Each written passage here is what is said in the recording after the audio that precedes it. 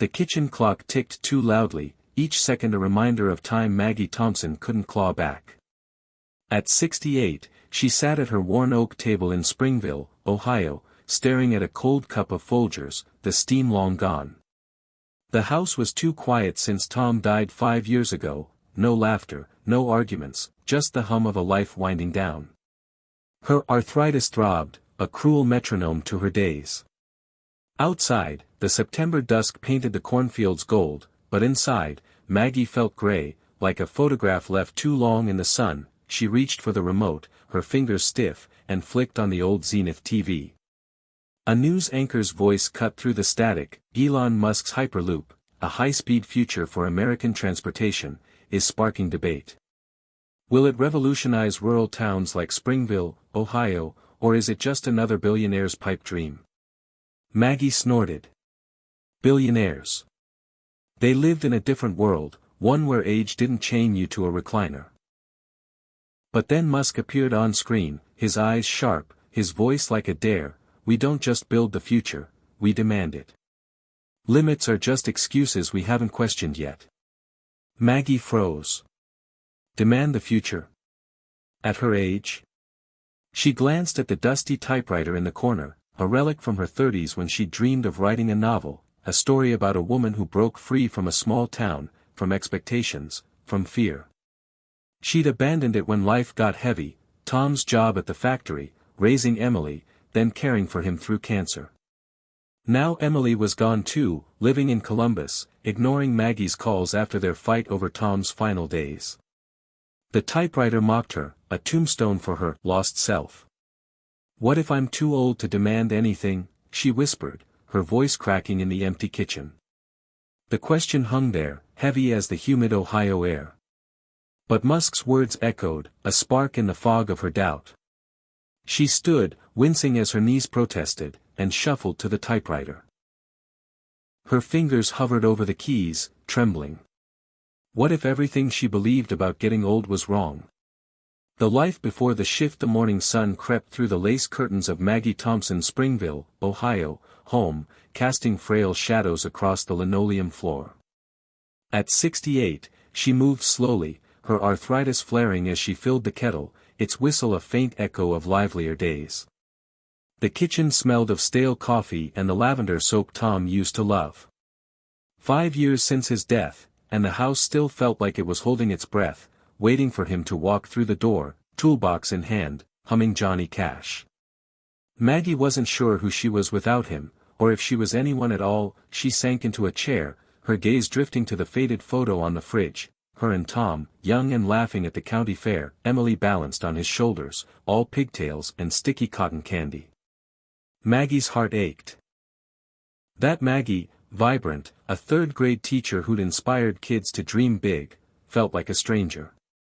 Now, her days blurred into doctor's appointments, grocery runs, and the community center's bingo nights, where she sat quietly, invisible among the chatter.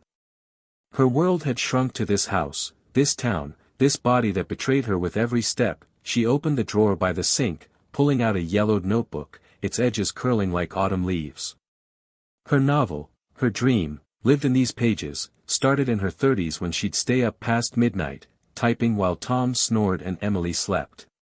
It was a story about a woman named Clara, who left her small town to chase a life bigger than anyone thought she deserved. Maggie had poured herself into Clara, every word a rebellion against the life she'd been taught to accept, wife, mother, teacher, nothing more. But life had other plans. The factory layoffs hit, Tom worked double shifts, and Emily needed her. The typewriter gathered dust, and Clara stayed trapped in the notebook, a ghost of Maggie's lost self. She flipped to a page, her handwriting bold and sure. Clara stood at the edge of town, the wind carrying the promise of a world she'd never dared imagine. Maggie's throat tightened. She'd been Clara once, full of fire. Now, she was just Maggie, the widow who smiled politely when neighbors asked, "You holding up okay?" She wasn't okay.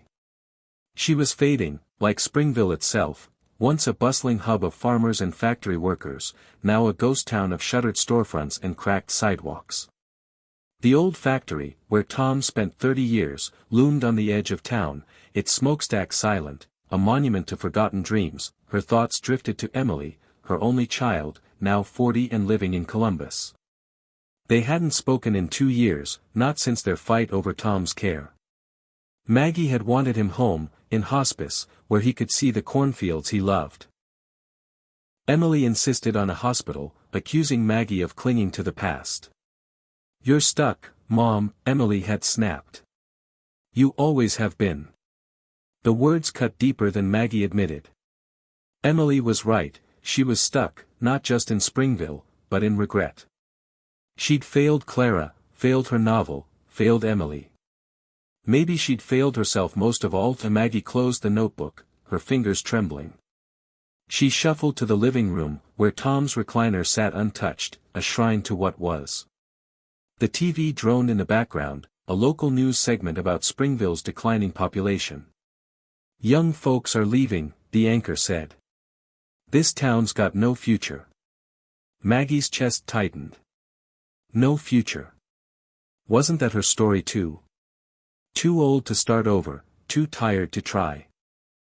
Her doctor, Dr. Ellis, had said it plainly last week, "Maggie, your arthritis is worsening. Slow down.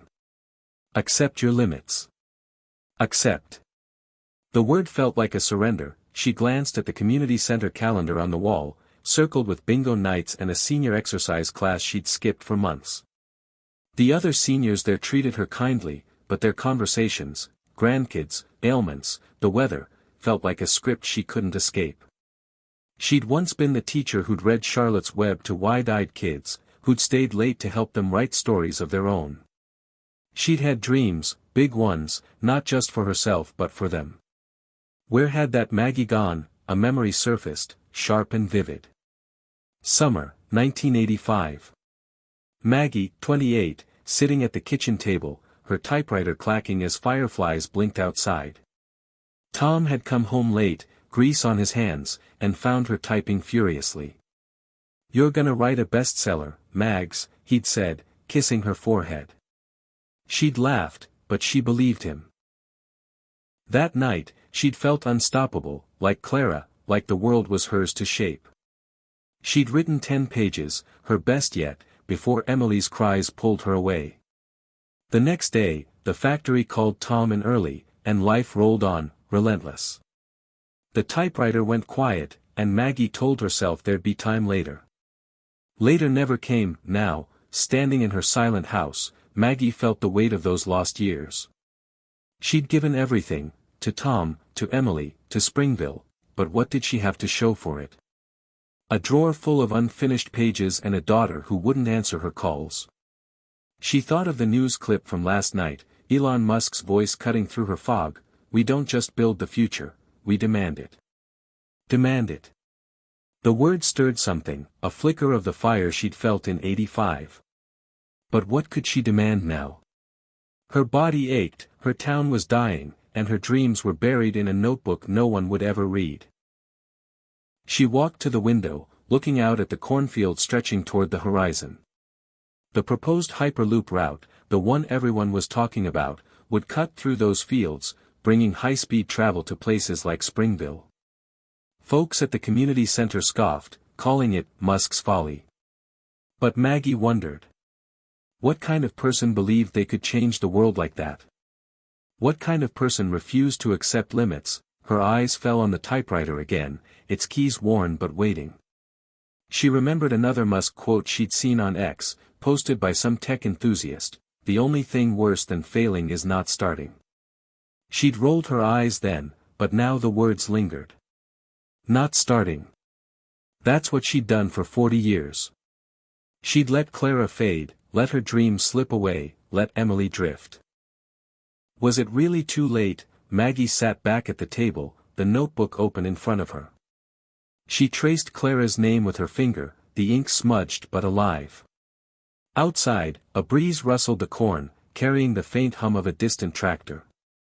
Springville was still here, battered but breathing. Maybe she was too. She didn't know if she could write again, or if Emily would ever forgive her, or if this Hyperloop nonsense meant anything at all.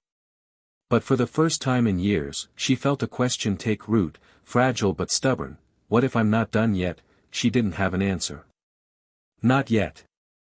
But as the kettle whistled, sharp and insistent, Maggie realized she was tired of being invisible. She didn't know what came next, but she knew she couldn't stay here, in this kitchen, in this life, letting time tick away. Maybe, just maybe, there was a future she could demand. Hey, hit subscribe and leave a comment with where you're watching from. This story might just spark a new beginning. What's one thing that always pushes you forward, even when things get tough? The inner wore the fluorescent lights of the Springville Community Center buzzed like a trapped wasp, grating on Maggie Thompson's nerves as she sat at a folding table, her hands clasped tightly to hide their tremble.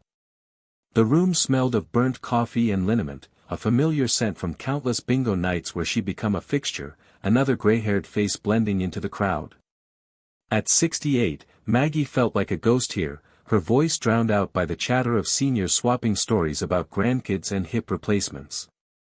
Tonight, though, her mind wasn't on bingo. It was on the question that had haunted her since that news clip about Elon Musk's Hyperloop. What if I'm not done yet? The question felt dangerous, like a match struck in a dry field. She'd spent years accepting her place, widow, retiree, invisible. But Musk's words, "We don't just build the future. We demand it," had lodged in her chest, refusing to let go. She glanced at the notebook tucked in her purse, Clara's story whispering from its pages. Could she really start again? Write again? At her age? The thought was thrilling and terrifying, a tug-of-war between hope and doubt. Is it too late? Her mind hissed. Does anyone care? What's the point, Margaret, you playing, or what? Called Betty, a spry 75-year-old who ran the bingo nights with military precision. Maggie forced a smile, shaking her head. Not tonight, Betty. Her voice sounded thin, like it might dissolve into the hum of the room. Betty shrugged, turning to the next table, where a group of younger retirees, barely 60, laughed over their cards. Maggie felt a pang. They were the new old, still spry, still relevant. She was just old. The kind of old that made people lower their voices, as if she might break. She pulled out her phone, a clunky thing Emily had bought her years ago, and opened X. She'd never been one for social media, but lately, she'd been scrolling, drawn to the buzz about the Hyperloop. Springville was abuzz with it too. A proposed route would slice through the cornfields, promising jobs, progress, a future. Half the town scoffed, calling it a billionaire's fantasy. The other half, mostly younger folks, saw it as salvation. Maggie wasn't sure what she thought, but Musk's name kept surfacing, his ideas a lightning rod for her restless thoughts. A post caught her eye, retweeted a dozen times, age is just a number, impact is eternal. Elon Musk. The words hit like a gust of wind, stirring the embers of her dream. Impact. She'd had that once, hadn't she? As a teacher, she'd shaped young minds, seen their eyes light up when they wrote their first stories. But that was decades ago. Now, her only impact was on the recliner's cushion, worn from too many evenings alone. She stared at the post, her thumb hovering over the heart icon. Did she dare believe it? That she could still matter? Maggie, you okay? Frank, her neighbor, slid into the chair beside her. A retired engineer, Frank was 70, wiry, with eyes that still sparked with curiosity. He'd been talking non-stop about the Hyperloop, sketching its tubes on napkins, explaining magnetic levitation like a kid with a new toy. You look like you're a million miles away. Just thinking, Maggie said, tucking her phone away. About possibilities. Frank grinned. Like that Hyperloop. Musk's got folks riled up. Says it'll connect places like Springville to the world. Crazy, right? Crazy, Maggie echoed, but her mind was on her notebook. Writing again felt as impossible as a tube shooting people at 700 miles an hour. Yet Musk believed in it. Why couldn't she believe in herself? The thought was a glimmer, fragile but bright, cutting through her doubt. She imagined Clara, her novel's heroine, stepping out of the pages, daring her to try. That night, back in her kitchen, Maggie set her phone on the table and dialed Emily's number. Her daughter's face, sharp cheekbones, Tom's eyes, flashed in her mind. They hadn't spoken in 2 years, not since that awful fight. Maggie had written letters, left voicemails, all unanswered. But if she was going to demand her future, she had to start somewhere. The phone rang once, twice, then went to voicemail. "Hi, you've reached Emily Carter. Leave a message." Maggie's heart sank. She opened her mouth, then closed it, ending the call. The silence was deafening. Does anyone care? The question clawed at her. She thought of Dr. Ellis's words from her last appointment, "Maggie, your arthritis is progressing. You need to slow down, maybe consider assisted living down the line." Slow down. As if she hadn't already ground to a halt. She'd nodded politely, but inside, she'd screamed. Assisted living? That was for people who'd given up.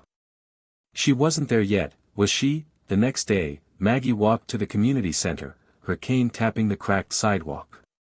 Springville's Main Street was a shadow of its past, the diner where she and Tom had shared milkshakes, boarded up, the hardware store, now a vape shop. A group of 20-somethings lounged outside, laughing at their phones.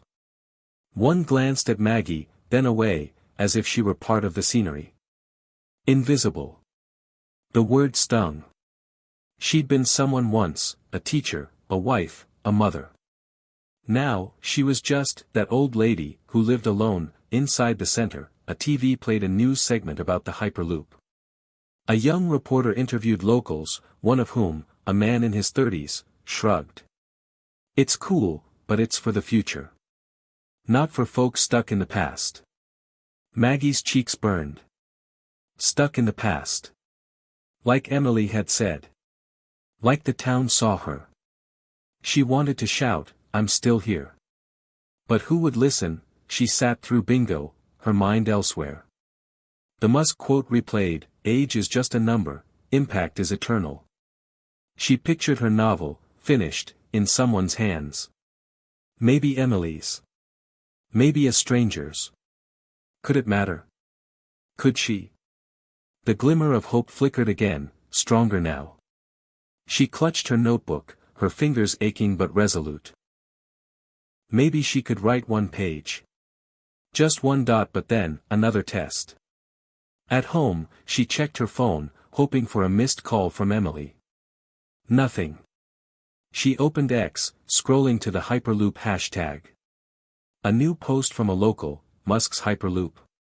Waste of time. Springville's done. Let it die. The words hit like a slap. If Springville was done, was she? Doubt roared back, louder than ever. What's the point? She stared at the typewriter, its keys like a challenge she wasn't sure she could meet. The clock ticked, each second a reminder of time slipping away. She was 68, not 28. Her hands hurt, her daughter was gone, and the world was moving on without her, yet that glimmer, small, stubborn, refused to die. Musk's words, Frank's excitement, Clara's courage, they whispered to her. She picked up her phone again, opened X, and typed a reply to the negative post, "Springville's not done. Neither am I." Her heart pounded as she hit send. It was a small act, barely a ripple, but it felt like defiance. Like Clara stepping out of town. Like Maggie demanding something, even if she didn't know what. She sat at the typewriter, the kitchen dark except for the glow of a single lamp. Her fingers hovered, stiff but willing. One page, she told herself. Just one. The keys clacked, tentative at first, then steadier. Clara's voice came back, faint but alive. The wind carried the promise of a world she'd never dared imagine. Maggie wrote, her arthritis protesting, her heart racing. It wasn't much, but it was a start. Maggie Thompson stood in her Springville kitchen, the morning light slanting through the window, catching motes of dust that danced like forgotten dreams. The typewriter sat on the table, its black keys gleaming under the glow of a single bulb, a silent challenge she'd ignored for decades. At 68, her hands ached with arthritis, her heart with regret, but last night's act, typing a single page, her first in years, had shifted something inside her. It was small, fragile, like a seed cracking open in frozen ground, but it was there. Elon Musk's words from that X-post, "Age is just a number, impact is eternal," echoed in her mind, daring her to believe she could still matter. She'd woken with a restlessness she hadn't felt since her teaching days, when she'd stayed up late grading papers, dreaming of her novel. That restlessness had a name now, Clara, her fictional heroine, who refused to stay buried. Maggie's fingers twitched, itching to write more, but doubt lingered like a fog. What if it's no good? What if I'm too old? She glanced at the fridge, where a photo of her and Emily, her estranged daughter, smiled back, frozen in a happier time. The ache of that loss was a weight, but Musk's audacity, his relentless push for the Hyperloop despite skeptics, felt like a spark. If he could defy the world's doubts, couldn't she? Maggie sat at the typewriter, her cane propped against the chair. The keys felt foreign, like old friends she barely recognized. She closed her eyes, picturing Clara standing at the edge of a small town, the wind whispering of freedom. The words came slowly, each clack of the typewriter a victory over her trembling hands. Clara took a step, then another, her heart pounding with the weight of a life she'd never dared to claim. Maggie paused, her breath catching. It wasn't just Clara's story, it was hers. The phone rang, shattering the quiet. Maggie's heart leapt, hoping it was Emily, but the screen showed Frank, her neighbor. "Maggie, you coming to the writing group today?" he asked, his voice crackling with enthusiasm. Frank had mentioned the group last week, a mix of locals meeting at the Springville library to share stories. Maggie had brushed it off, terrified of exposing her work, herself. But now, with Clara's words fresh on the page, she hesitated. "I don't know, Frank. I'm rusty." "Rusty's better than nothing," he said. "You should hear what folks are saying about the Hyperloop at the library. It's got people dreaming big. Like Musk. Come on, Maggie, take a chance. Take a chance." The words hit like a gust, blowing away her excuses. Musk hadn't built rockets or Hyperloops by playing it safe. He'd failed, spectacularly, and kept going. Maggie looked at her page, the ink still wet. One page wasn't a novel, but it was a start. "Okay, Frank," she said, her voice steadier than she felt. "I'll be there." The Springville library smelled of old books and lemon polish, its shelves sagging under the weight of stories no one read anymore. Maggie clutched her notebook, her palms sweaty as she stepped into the meeting room. A dozen people sat in a circle, some her age, others younger, their faces a mix of curiosity and nerves. Sarah, a 20-something with a nose ring and a laptop, smiled at her. "You're new. Got something to share?" Maggie's stomach churned. Share. Her words felt too raw, too personal. But Sarah's warmth, and the memory of Musk's defiance, pushed her forward. "Maybe," she said, sliding into a chair.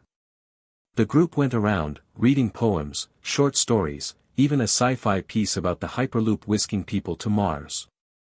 Maggie listened, her heart pounding. When it was her turn, she opened her notebook, her voice trembling as she read Clara's opening lines. The room was quiet when she finished, the kind of quiet that could crush you. Then Sarah clapped, her eyes bright. "That's amazing, Maggie. Clara's got guts. Keep going." An older man, George, nodded. "Reminds me of my wife when she was young. You've got something there." Maggie's cheeks warmed, a mix of pride and disbelief. They'd heard her. For the first time in years, she wasn't invisible. Walking home, Maggie felt lighter, the autumn air crisp against her skin.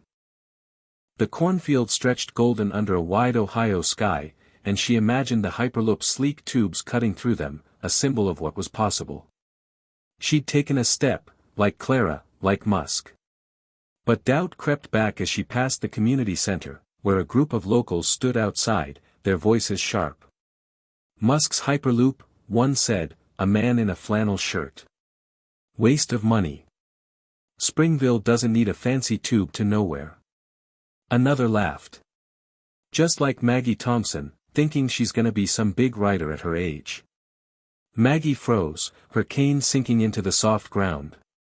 They'd seen her ex-post, her small act of defiance, and turned it into a joke. Her face burned, the old fear roaring back, "You're too old. You're foolish." She hurried home, the lightness gone, replaced by a familiar weight. In her kitchen, she sat, staring at the typewriter. The page from this morning felt like a taunt now, Clara's courage mocking her own. She opened X, scrolling to escape the sting. A new post caught her eye, a clip from a Musk interview. "People told me rockets were impossible, electric cars were impossible, hyperloops were impossible. I didn't listen. You don't need permission to change the world." Maggie's breath caught. No permission. She thought of her teaching days, when she told her students they could be anything, writers, astronauts, presidents. Had she stopped believing that for herself? She picked up her phone, her fingers hovering over Emily's number. She wanted to call, to tell her about the writing group, about Clara, about this spark she couldn't quite name. But Emily's last words, "You're stuck, Mom," stopped her. Instead, she opened her notebook, reading Clara's lines again. They weren't perfect, but they were hers. She typed another sentence, then another, her hands aching but relentless. Clara didn't look back. The town was behind her, but the future was hers to claim. The next day, Maggie returned to the library, her notebook heavier with new pages. Sarah greeted her like an old friend, and George asked, "Got more of Clara today?" Maggie nodded, her nerves tingling but her resolve firm. She read, her voice stronger this time, and the group listened, their nods and smiles like oxygen to her fire. When she finished, Sarah said, "Maggie, you should post this online. People need to read it." Maggie hesitated. Post her work? Expose herself to more judgment? But Musk's words rang in her ears, "You don't need permission." That night, she typed her page into her phone, her fingers clumsy on the tiny keyboard, and posted it to X with a caption, "Clara's story, inspired by a town that's not done yet. Neither am I." She hit send, her heart racing. It was a small act, but it felt like jumping off a cliff. As she lay in bed, the house creaking around her, Maggie thought of the Hyperloop, its promise of speed and connection. She didn't know if it would save Springville, but she knew it had saved her, in a way. Not the tubes or the tech, but the idea of it, the audacity to dream big, to defy limits, to start again. She wasn't Clara, not yet, but she was moving. One page, one step, one spark at a time. The first hurdle. Maggie Thompson woke to a gray Ohio morning, the kind that draped Springville in a hush, as if the town itself was too tired to rise. At 68, her body felt the same, her arthritis flared like a storm in her joints, each movement a protest. She sat at her kitchen table, the typewriter before her, its keys a silent dare. The single page she'd written yesterday, inspired by her bold step into the writing group, stared back, Clara's story alive but fragile. Maggie's heart still buzzed from the group's encouragement, from Sarah's smile, from the feeling of being seen. But today, her hands ached worse than ever, the pain a cruel reminder of her limits. She flexed her fingers, wincing as they resisted. How was she supposed to write a novel when typing felt like lifting stones? Doubt crept in, whispering the same old questions, too old. Too late. What's the point? She thought of Elon Musk's words from that X post, "Age is just a number, impact is eternal," but they felt distant now, like a song she could barely hear. The Hyperloop, that futuristic dream everyone in Springville was arguing about, seemed just as unreachable, a fantasy for younger, stronger hands. The doorbell rang, sharp and startling. Maggie shuffled to the door, her cane tapping the linoleum, and found Frank, her neighbor, holding a thermos of coffee and a rolled-up blueprint. His eyes sparkled with the boyish excitement she'd come to expect. "Morning, Maggie. Thought you might need a pick-me-up," he said, stepping inside. "Been up all night reading about the Hyperloop. You seen this?" He unrolled the blueprint on her table, revealing intricate lines and notes about magnetic levitation and vacuum tubes. Maggie squinted at the diagram, its complexity overwhelming. "Looks like gibberish to me, Frank." He laughed, pouring coffee into her mug. "It's Musk's madness. High-speed pods, no friction, connecting places like Springville to the world. They're saying it could hit 700 miles an hour. Imagine that, Columbus to Chicago in 30 minutes. His enthusiasm was infectious, but Maggie's hands throbbed, grounding her in reality. "Sounds like something for the kids, not us," she said, her voice flat. She gestured to her hands. "Can't even type today, Frank. How am I supposed to keep up with Clara's story when my body's giving out?" Frank's smile softened. "You know, Musk's rockets blew up plenty before they flew. He didn't quit. You don't have to either." He tapped the blueprint. "This thing's got hurdles too, funding, politics, skeptics. But Musk keeps pushing. You can too." Maggie wanted to believe him, but the pain in her hands felt like a wall. She thought of Emily, her daughter, who hadn't answered her calls in 2 years. Last night, Maggie had posted another page of Clara's story on X, a small act of courage, but the silence from Emily was louder. She'd hoped sharing her writing might bridge the gap, but doubt gnawed at her. Does she even care? Determined to try, Maggie sat at the typewriter, but each keystroke was agony. After a paragraph, she stopped, tears pricking her eyes. Clara's voice faded, drowned by the ache. She pushed the typewriter away, feeling defeated. The kitchen clock ticked, relentless, each second a reminder of time she couldn't afford to lose. Frank, still there, noticed her frustration. "You ever try voice-to-text?" he asked. "My grandson uses it for school. Might help your hands." Maggie blinked. Voice-to-text. She'd never considered it. Technology felt like Emily's world, not hers. But Frank's words echoed Musk's stubborn refusal to accept limits. "Okay," she said, hesitant. "Show me." Frank pulled out his phone, downloading an app onto Maggie's clunky device. He showed her how to speak into it, the words appearing on the screen.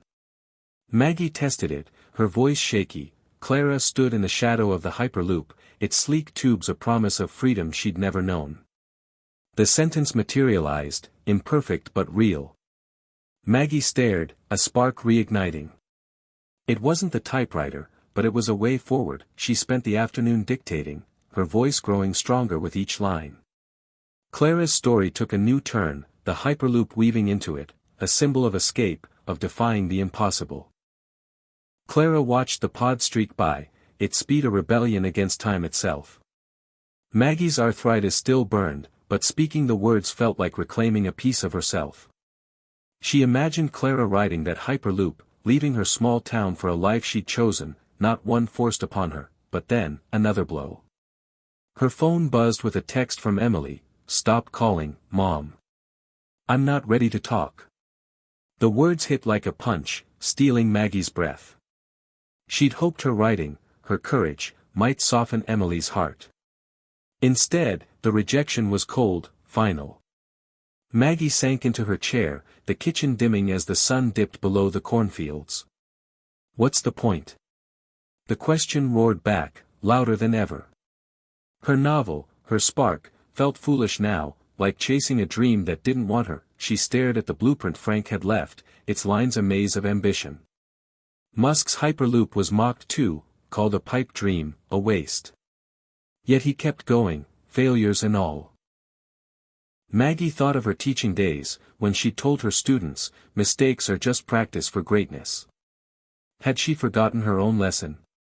She opened X, scrolling to her latest post. A few likes, a comment from Sarah, "Clara's amazing, Maggie. Keep writing." It wasn't Emily, but it was something.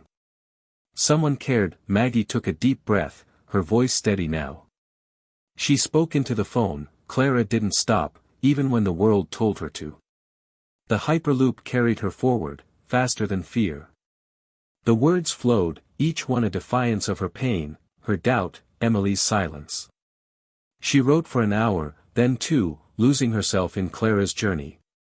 The Hyperloop in her story became more than a machine, it was a metaphor for her own fight, for the speed she needed to outrun her fears. By evening, Maggie's hands still ached, but her heart felt lighter. She walked to the window, looking out at the cornfields where the Hyperloop's route might one day run. The fields were golden, alive, not done yet. Neither was she. She thought of Musk, his rockets crashing, his critics laughing, yet his eyes always on the stars. If he could fail and keep going, so could she. She sent another text to Emily, simple but bold, "I'm writing again, Em. For me. For Clara. I hope you'll read it someday." She didn't expect a reply, but sending it felt like a victory. Like Clara stepping onto the Hyperloop, like Maggie stepping into her future. The next morning, Maggie woke early, her arthritis still a storm but her resolve a fire. She spoke into the phone, Clara's story growing, page by page. At the community center, she overheard more grumbling about the Hyperloop, Musk's folly, they called it, but she didn't care. She was writing, moving, demanding her place. The community divide. The Springville Community Center was packed, the air thick with the scent of instant coffee and nervous anticipation. Maggie Thompson, 68, sat near the back, her cane resting against her knee, her notebook tucked in her purse like a secret weapon. The town hall meeting had drawn a crowd, farmers in worn flannel, young professionals with slick haircuts, seniors clutching flyers about the Hyperloop, Elon Musk's futuristic transportation project that had Springville split down the middle. The proposed route would cut through the cornfields, promising jobs and progress but threatening the quiet life many held dear. Maggie felt the tension in her bones, mirroring the war within her, the fight to keep writing, to keep believing she wasn't too old to matter. The room buzzed with voices, some eager, others angry. A banner hung above the podium, "Springville's future, Hyperloop or bust." Maggie's heart raced, not just from the debate but from the pages she'd dictated last night, Clara's story growing stronger with each word. Using voice-to-text to bypass her arthritis, Maggie had woven the Hyperloop into her novel, a symbol of freedom for Clara, a woman breaking free from a fading town. It felt like her own rebellion, inspired by Musk's relentless vision. But Emily's text, "Stop calling, Mom. I'm not ready to talk," still stung, a reminder of the personal battles she hadn't won. On stage, Mayor Jenkins, a wiry man in his 50s, tapped the microphone. "Folks, let's keep this civil. The Hyperloop could bring jobs, connect us to Columbus, even Chicago. But it's a big change. Let's hear your thoughts." Hands shot up, and the room erupted. A young farmer, Jake, stood first. "This is our chance. Springville's dying, look at the factory, the empty stores. Musk's got the right idea, think big or go home." Maggie nodded slightly, Jake's words echoing her own spark of courage. But then Betty, the bingo organizer, stood, her voice sharp. "Those fields are our history. My granddad farmed them. You think some billionaire's tube is gonna save us? It'll ruin what's left." The seniors around her clapped, their faces etched with fear of change. Maggie understood, change was terrifying. She'd felt it every time she sat at her typewriter, wondering if her novel was a fool's errand. The debate grew heated, voices overlapping like a storm. A young woman in a blazer, probably from Columbus, talked about economic growth, while an older man shouted about property values. Maggie's mind drifted to Musk's first principles, thinking, something she'd read on X, break things down to their core truths and build from there. It was how he designed rockets, cars, now the Hyperloop. Could she do that with her life? Strip away the doubts, her age, her pain, Emily's silence, and build something new. She clutched her notebook, Clara's story a lifeline. Writing had become her hyperloop, a way to move faster than fear. But the town's divide mirrored her own. Part of her wanted to fight, to write, to matter, the other part wanted to retreat, to accept Dr. Ellis's advice to slow down. She thought of her teaching days, when she'd encouraged kids to dream big. Had she lost that fire? Or was it still there, buried under years of regret? A voice cut through her thoughts, Frank, her neighbor, standing tall despite his 70 years. "I've studied the Hyperloop's tech," he said, holding up a blueprint. "It's not just a tube, it's a new way of thinking. Musk starts with what's possible, not what's easy. Springville could do the same." The room quieted, his words carrying weight. Maggie felt a surge of pride. Frank was no billionaire, but he was daring to dream, just like she was with her novel. Then, a gruff voice from the front, "Musk's a dreamer, all right. A fool. Like that Maggie Thompson, posting stories online, thinking she's Hemingway at her age." Laughter rippled through the crowd, and Maggie's face burned. It was Tom Carver, a retired mechanic who'd always been quick with a jab. She sank lower in her chair, the spark in her chest flickering. Invisible again. The laughter felt like a mirror to Emily's rejection, to the world's dismissal of her as too old. But then she remembered Musk's words from an X clip, "The only thing worse than failing is not starting." She'd started, written pages, joined the writing group, posted on X. She wasn't invisible, not anymore. Her hand shot up before she could stop it. Mayor Jenkins nodded. "Maggie? You got something to say?" She stood, her cane steadying her, her voice trembling but clear. "Why can't we dream big at any age? The Hyperloop's a risk, sure, but so's staying stuck. I've been stuck, thought I was too old to try anything new. But I'm writing again, and it's hard, and it hurts, but it's mine. If Musk can build a future, why can't we? Why can't I?" The room went silent, eyes on her, some skeptical, some curious, a few nodding. Sarah, from the writing group, grinned from the back. Maggie sat, her heart pounding, her cheeks hot. She'd never spoken like that, not in public. Tom Carver snorted, but Frank clapped, and a few others joined in. It wasn't a victory, not yet, but it felt like one. She demanded her place, just like Musk demanded the future. For the first time, she felt like Clara, stepping towards something bigger. That night, Maggie's kitchen was alive with the hum of her voice, dictating Clara's story into her phone. The Hyperloop in her novel grew bolder, a gleaming lifeline carrying Clara to a world where she wasn't defined by her past. Clara boarded the pod, the doors hissing shut, the world blurring as she sped toward her truth. Maggie's words poured out, fueled by the town hall, by her defiance, by the memory of Frank's blueprint and Musk's stubborn vision. Her arthritis screamed, but she kept going, her voice steady, each sentence a rebellion against Tom Carver's laughter, against Emily's silence, against her own doubts. She paused, checking X. Her post from yesterday had more likes now, comments from strangers. "Love Clara's courage. Keep writing, Maggie." Her heart lifted, but Emily's text still lingered, a shadow on her spark. She wanted to call her daughter, to share this moment, but fear stopped her. Instead, she dictated another line. Clara didn't need permission. The Hyperloop was her proof. Maggie smiled, small but real. She didn't need permission either. The next day, Maggie walked to the library, her cane tapping the sidewalk, the autumn air sharp with the scent of fallen leaves. The cornfields glowed under a pale sun, and she imagined the Hyperloop's tubes rising there, a bridge to somewhere new. At the writing group, she read her latest pages, her voice stronger now. Sarah clapped, saying, "Clara's like you, Maggie, unstoppable." George, the older man, added, "You're giving us old folks hope." Maggie's eyes stung. Hope. That's what she'd lost, what she was finding again. Back home, she sat at the table, the blueprint Frank left still there, its lines a map of possibility.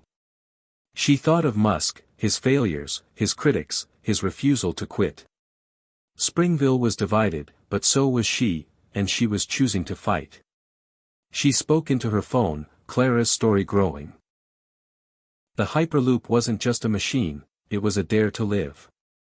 Maggie's voice cracked, but she kept going, the words her own high-speed journey, carrying her past pain, past doubt, past the fear of being too old. She posted another page on X, her caption simple, Clara's moving forward. So am I. The town might scoff, Emily might stay silent, but Maggie was writing, dreaming, demanding. The Hyperloop was Springville's future, maybe, but Clara's story was hers, and she wasn't done yet. A glimmer of connection. The October dawn painted Springville's cornfields in hues of amber and rose, the light filtering through Maggie Thompson's kitchen window like a promise she wasn't sure she could trust. At 68, she sat at her worn oak table, her phone glowing with the latest page of Clara's story, dictated through voice-to-text to spare her arthritic hands. The words felt alive, each one a defiance of the doubts that had haunted her for years. Clara, her novel's heroine, was no longer just a character, she was Maggie's mirror, a woman speeding toward freedom on a fictional Hyperloop, inspired by Elon Musk's audacious vision. But the ache in Maggie's chest, the silence from her daughter Emily, reminded her that some journeys were harder than others. Maggie sipped her coffee, the bitterness grounding her. The Springville Library's writing group had become her lifeline, their praise for Clara's story a spark that kept her going. Yesterday, Sarah, the young writer with the nose ring, had said, Maggie, Clara's fearless, like that Musk guy, building Hyperloops against all odds. The comparison had startled Maggie, then warmed her. Fearless. Was that what she was becoming? She'd posted another page on X last night, her caption bold, Clara's riding the Hyperloop to her future. I'm trying to do the same. The likes and comments, inspiring. Keep going, Maggie. Felt like a chorus, drowning out Tom Carver's cruel jab at the town hall, but Emily's silence was louder. 2 years without a real conversation, just that curt text, stop calling, Mom. I'm not ready to talk. Maggie's heart twisted, picturing Emily's face, Tom's eyes, her own stubborn jaw. She'd hurt her daughter, clinging to the past during Tom's final days, refusing the hospital Emily wanted. Maggie had thought she was honoring Tom's love for their home, but Emily saw it as denial. The rift felt like a canyon, too wide to cross. Yet Musk's words from a podcast she'd heard on X echoed, failure is an option, but not trying isn't. She'd failed Emily once. She couldn't give up now. Maggie opened her notebook, the yellowed pages a map of her lost dreams. She'd written a letter to Emily last night, pouring out her journey, Clara, the writing group, the Hyperloop spark. I'm not stuck anymore, Em. I'm writing for me, for you, for us. The letter sat on the table, unsent, its weight heavier than the typewriter. Sending it felt like stepping onto a Hyperloop pod, fast, uncertain, terrifying. But Musk didn't build rockets by hesitating. Maggie sealed the envelope, her hands trembling, and set it by her purse. She'd mail it today, no matter what. The library smelled of dust and hope as Maggie entered the writing group, her cane tapping softly. The room buzzed with chatter, the circle of chairs filled with familiar faces, George, the widower who loved her imagery, Sarah, whose energy reminded Maggie of her teaching days. She'd brought 3 new pages, Clara's journey now intertwined with a Hyperloop that carried her toward a city of possibility. Maggie read aloud, her voice steady, the words flowing like the wind outside. Clara felt the pod hum beneath her, its beat a rebellion against everything that tried to hold her back. When she finished, the room erupted in applause. Sarah's eyes shone. Maggie, that's incredible. Clara's like Musk, fearless, breaking every rule. You gotta share this online. George nodded. It's not just a story. It's alive. Like you're waking up. Maggie's throat tightened. Waking up. That's what it felt like. After years of sleepwalking through grief and regret, Sarah pulled out her laptop, showing Maggie the X post with her latest page. It had 50 likes now, comments from strangers across Ohio, even a few from California. This hits home. Keep writing. Clara's my hero. Maggie's cheeks warmed. Strangers saw her, believed in her. She thought of Musk, his Hyperloop mocked as a pipe dream, yet he kept pushing. Maybe she could too. That afternoon, Maggie walked to the post office, the letter to Emily in her purse. The air was crisp, scented with fallen leaves and distant wood smoke. Springville's main street was quiet, the boarded-up diner a reminder of the town's decline. But the cornfields glowed, and Maggie imagined the Hyperloop's sleek tubes rising there, a bridge to somewhere new. She dropped the letter in the mailbox, her heart racing. It wasn't a call Emily could ignore, it was a piece of her, inked and real. Failure is an option, but not trying isn't, she whispered, Musk's words her mantra. Back home, Maggie's phone buzzed with a notification from X. Sarah had tagged her in a post. Check out Maggie Thompson's story. She's 68 and writing like a rock star. Hashtag Hyperloop Inspiration. The post had gone viral, with hundreds of likes and retweets. Maggie's breath caught. People she'd never met were reading Clara, cheering her on. A comment stood out, Maggie, you're proof it's never too late. Keep going. She smiled, tears pricking her eyes. For the first time in years, she felt seen, not as a widow, not as that old lady, but as Maggie, the writer. She sat at the table, dictating more of Clara's story. The Hyperloop wasn't just a machine, it was Clara's courage, carrying her past fear, past doubt, past the life she'd outgrown. The words felt like her own truth, each one a step toward the woman she'd lost. She thought of her teaching days, reading Charlotte's Web to her students, their eyes wide with wonder. She'd told them they could be anything. Now, she was telling herself. The next day, Maggie walked to the community center, her cane lighter in her hand. The Hyperloop debate still raged, flyers littered the bulletin board, some for, some against. She overheard Tom Carver grumbling, Musk's a fool, and so's anyone chasing dreams at our age. Maggie's chest tightened, but she didn't shrink. She thought of her ex-post, the stranger's encouragement, Sarah's grin. She wasn't invisible anymore. At the writing group that evening, Maggie read another page, her voice bold. Clara was nearing her destination now, the Hyperloop a symbol of her refusal to stay small. The group clapped, and Sarah said, Maggie, you should enter the county writing contest. Your story's good enough to win. Maggie hesitated, fear flickering. A contest? Exposing Clara to judges, to rejection. But Musk's words came back, go all in or go home. She nodded, her resolve hardening. I'll think about it. That night, Maggie sat in her kitchen, the letter to Emily gone, its fate unknown. She opened X, finding a new post from Musk himself. The Hyperloop isn't just about speed. It's about believing in what's possible, no matter the odds. Maggie's heart lifted. She wasn't building a Hyperloop, but she was building something, a story, a life, a connection. She dictated another line. Clara stepped off the pod, the city bright before her, her heart full of a future she'd dared to claim.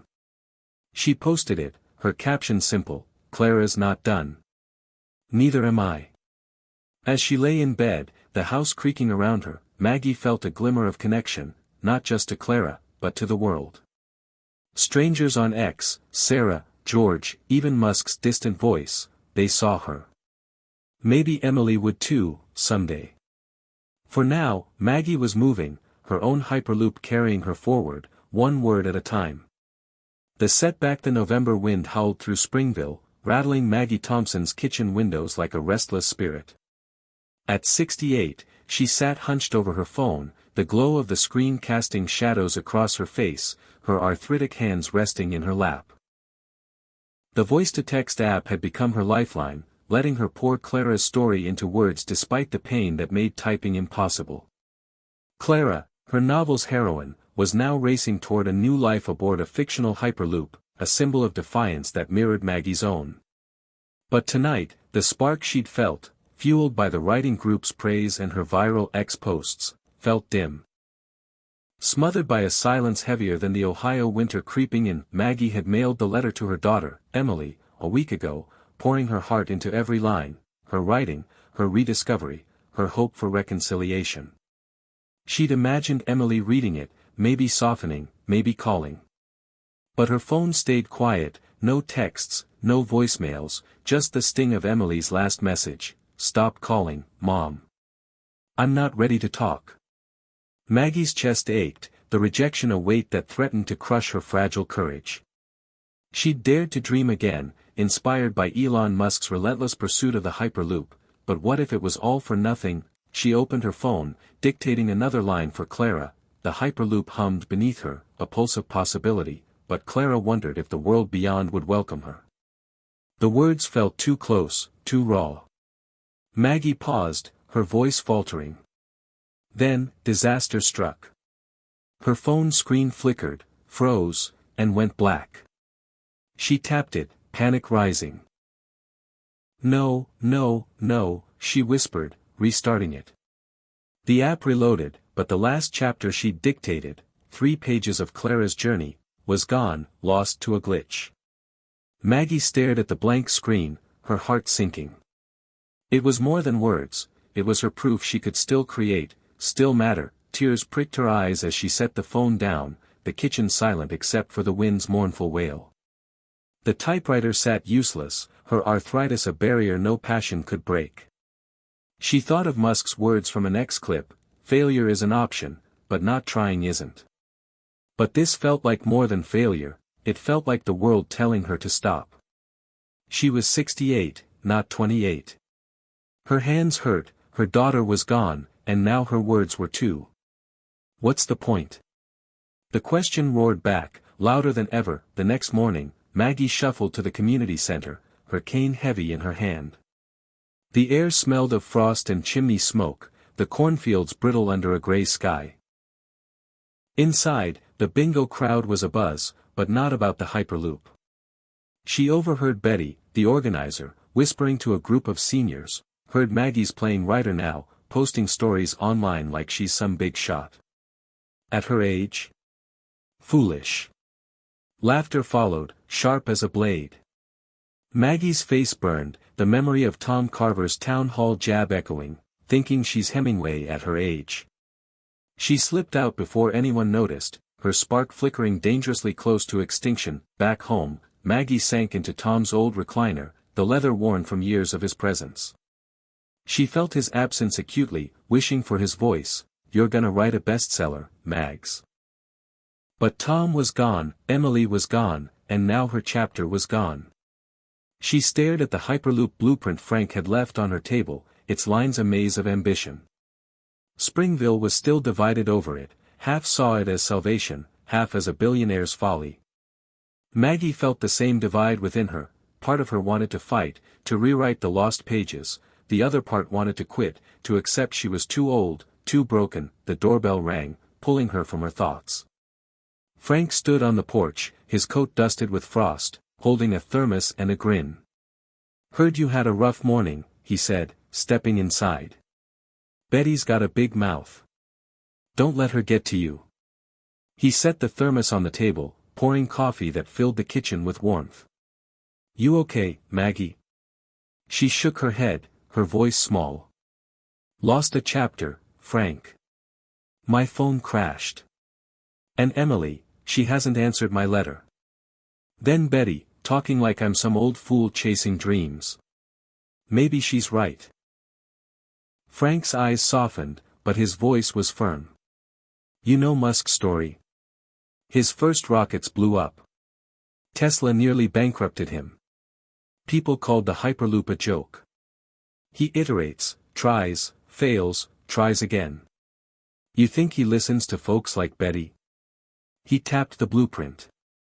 "This thing's not perfect yet. They're tweaking it, learning from setbacks. You can too." Maggie frowned, the blueprint's lines blurring through her tears. It's not the same. He's got money, teams, youth. I've got a busted phone and hands that don't work.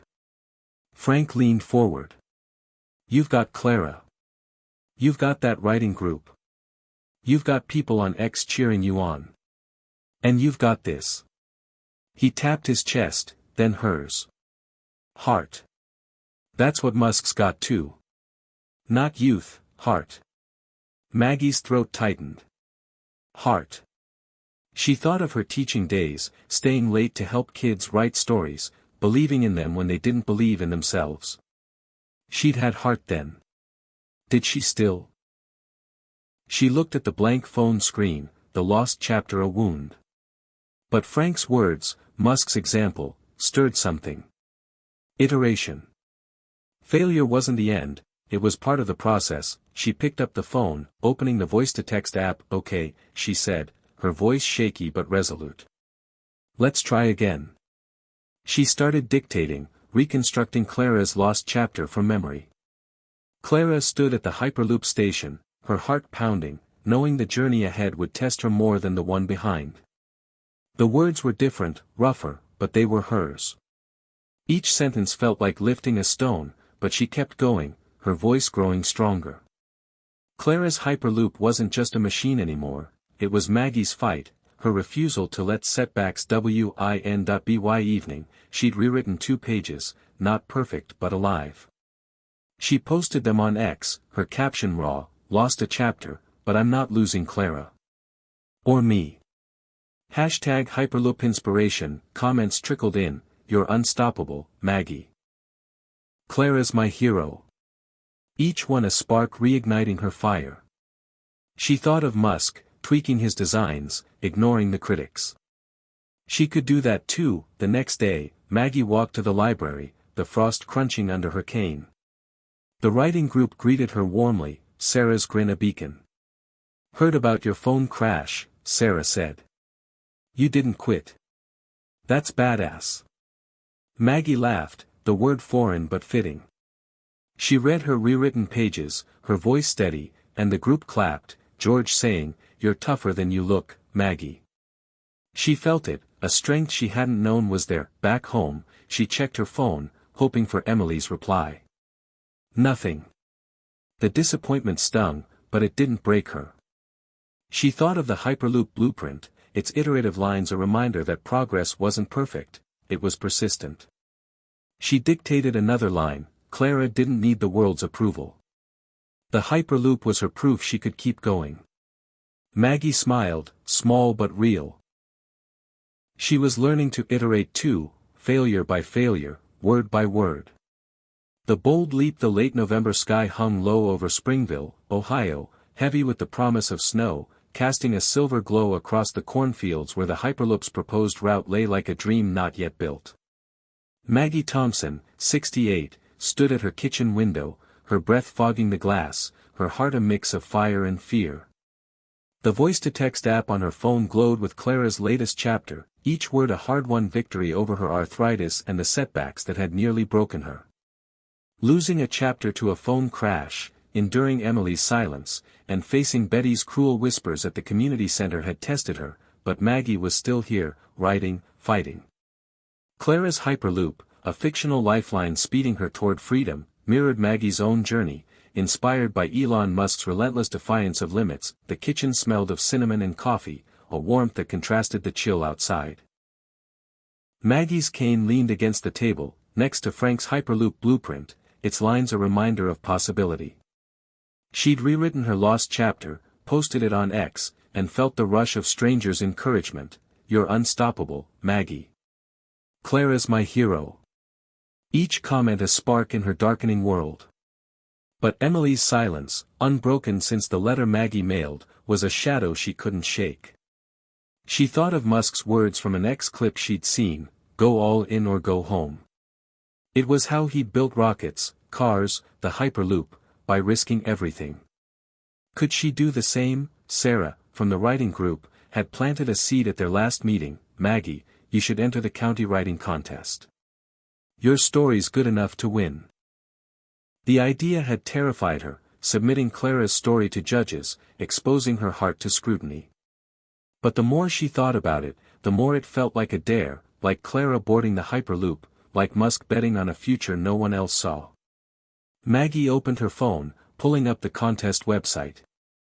The deadline was tomorrow, the prize a small cash award and publication in a regional anthology. Her fingers hovered over the submit button, her pulse racing. What if they hate it? What if I'm not good enough? She closed her eyes, picturing Clara, her heroine, stepping into the unknown. Maggie had spent years playing it safe, abandoning her novel, letting Emily drift, accepting Dr. Ellis's advice to slow down. No more. She spoke into the phone, finalizing Clara's latest chapter. The Hyperloop roared to life, carrying Clara toward a city that didn't know her name but would learn it soon. The words felt like her own vow. She uploaded the manuscript, hit submit, and exhaled, the act as bold as any she'd taken. To manage her arthritis, Maggie started walking daily, her cane tapping the cracked sidewalks of Springville. The crisp air carried the scent of pine and frost, and the cornfield stretched toward the horizon, where the Hyperloop might one day rise.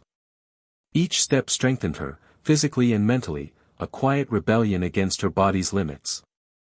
She imagined Clara walking beside her, fearless, unbound. Maggie felt stronger too, her heart lighter despite Emily's silence. She posted about her walks on X, a small update, walking every day, writing every day. Clara's moving, and so am I, #Hyperloop inspiration, the likes poured in, a chorus of support from strangers who saw her. That afternoon, Maggie attended a Hyperloop rally at the town square, drawn by the buzz on X. The crowd was a mix of young tech enthusiasts and curious locals, holding signs, "Springville needs speed," and "Save our fields." A stage stood near the old courthouse, where a woman in a sharp blazer introduced herself as Lisa Carter, a journalist from Columbus covering the Hyperloop debate. Maggie listened as Lisa interviewed locals, her questions sharp but fair. Frank, ever enthusiastic, waved his blueprint, explaining magnetic levitation to anyone who'd listen. Maggie smiled, his passion a reminder of why she kept writing. After the rally, Lisa approached Maggie, her notebook open. "You're Maggie Thompson, right? The Hyperloop novelist. I saw your X posts. Your story's inspiring, a senior chasing a dream, inspired by Musk's vision. Can I interview you for my piece?" Maggie froze, her heart pounding. An interview? Her story in a newspaper, maybe online, for the world to see. The thought thrilled and terrified her. She'd posted on X, sure, but that was anonymous, safe. This was exposure, raw, real, risky. I don't know, Maggie stammered, clutching her cane. "I'm just writing a story. It's not a big deal." Lisa's eyes softened. "It is a big deal. You're 68, defying expectations, just like Musk defies skeptics with the Hyperloop. People need to hear that." She handed Maggie her card. "Think about it. You're not just writing, you're showing folks it's never too late." Maggie walked home, Lisa's words echoing alongside Musk's, "Go all in or go home." The journalist saw her, just like Sarah, George, and the ex-strangers. But an interview meant opening herself to judgment, Tom Carver's laughter, Betty's whispers, maybe even Emily's disapproval. She thought of her teaching days, when she'd stood before a class, nervous but bold, inspiring kids to believe in themselves. Could she be that Maggie again? At home, she sat at the table, the Hyperloop blueprint glowing under the lamp. She dictated another line for Clara. The city loomed ahead, its lights a challenge Clara couldn't refuse, no matter the cost. Maggie's voice was steady now, her fear giving way to resolve. She'd submitted to the contest, walked despite pain, posted despite doubt. An interview was another leap, another Hyperloop ride. She dialed Lisa's number, her hands steady. "I'll do it," she said, her voice firm. "Let's talk." The next day, Maggie met Lisa at the diner, its neon sign flickering despite the boarded windows. The interview was raw, emotional, Maggie spoke of losing Tom, abandoning her novel, finding Clara again through Musk's example. "He doesn't let limits stop him," she said. "I'm trying not to either." Lisa scribbled, her eyes bright. "This is gold, Maggie. You're gonna inspire a lot of people." Maggie walked home, the first snowflakes dusting her coat. The cornfields were quiet, but she imagined the Hyperloop's hum, a future Springville might embrace.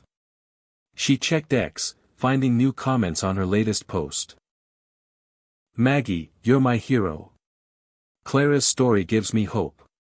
Her heart swelled, but Emily's silence lingered, a wound unhealed. She thought of the letter, maybe sitting unopened in Columbus.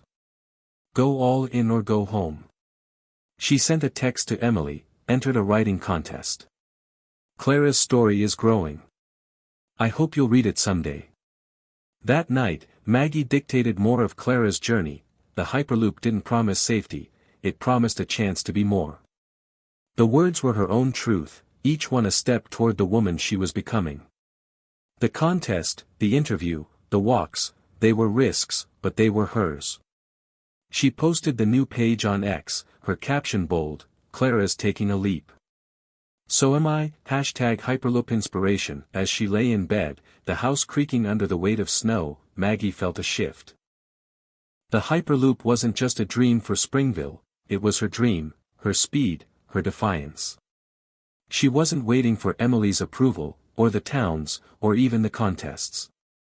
She was moving, like Clara, like Musk, toward a future she could claim. The breaking point snow dusted the streets of Springville, Ohio, blanketing the cornfields in a quiet that felt both peaceful and oppressive. Maggie Thompson, 68, stood in her kitchen, the familiar scent of cinnamon and coffee mingling with the chill seeping through the window. Her phone glowed with the latest page of Clara's story, dictated through voice-to-text, each word a testament to her refusal to stay invisible.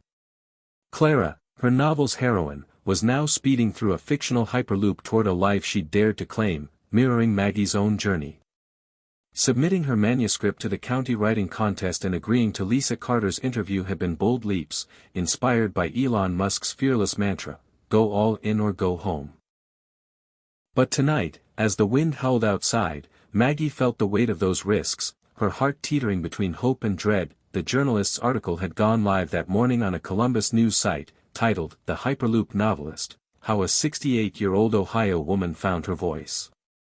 Lisa had woven Maggie's story, her rediscovery of writing, her arthritis, her inspiration from Musk's Hyperloop vision, into a narrative that resonated far beyond Springville.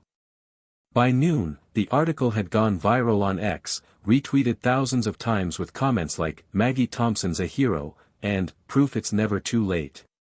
Maggie's phone buzzed non-stop, strangers' encouragement flooding her inbox. Sarah from the writing group texted, "You're famous, Maggie. Clara's taking over." Even Frank, her neighbor, had knocked on her door, grinning. "You're Springville's star now. Must be proud." Maggie's heart swelled, but the attention felt like a spotlight she wasn't ready for. She'd spent years invisible. Widow, retiree, that old lady. Now, the world saw her, and it was exhilarating but terrifying. She checked X, scrolling through the praise, her cheeks warm. A comment caught her eye, "Maggie's Clara is like Musk, defying the odds.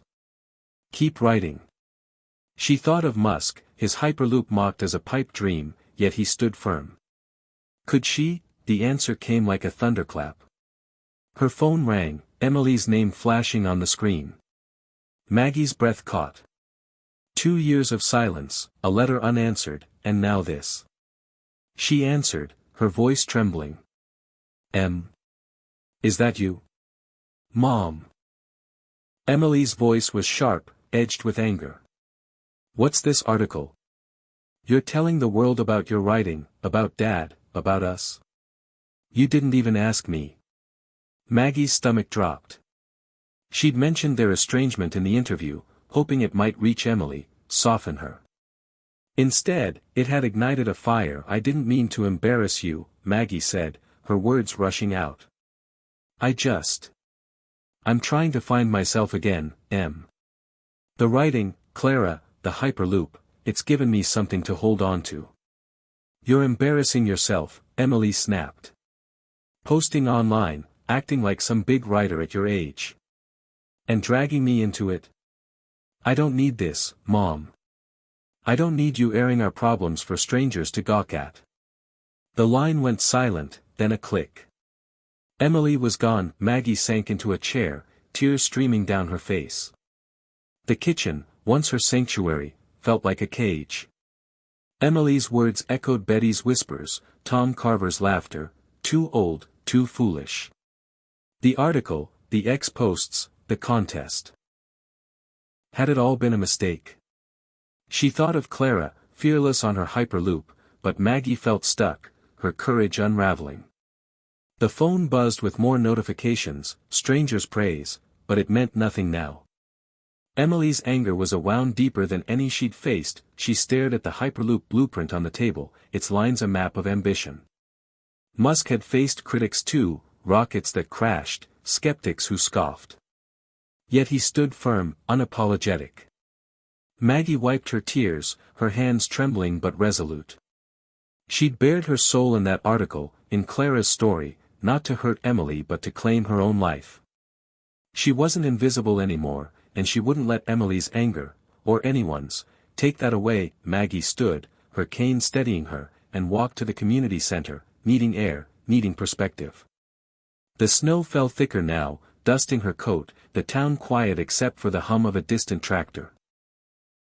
Inside, the bingo crowd was sparse, but she overheard Tom Carver muttering, Maggie's little fame stunt won't last. Old folks don't become stars. Betty nodded, smirking. Maggie's chest tightened, but she didn't shrink. She thought of Musk's words from an ex-post, the future is built by those who show up. She'd shown up, for Clara, for herself. She wouldn't stop now. Back home, Maggie opened her phone, ignoring the X notifications. She dictated a new line for Clara, the Hyperloop didn't stop for doubters, and neither would Clara.